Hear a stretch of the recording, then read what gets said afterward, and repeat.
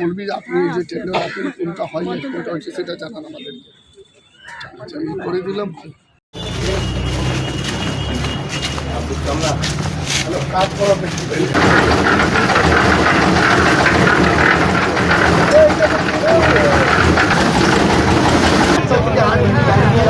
রাস্তা জল বের হবে, জল বেরোলে না এবং তারপরে রাস্তা।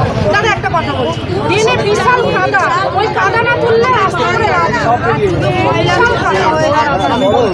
ও কাদা তুলবে বা জল ঢালবে সেই আমার কথা নেই।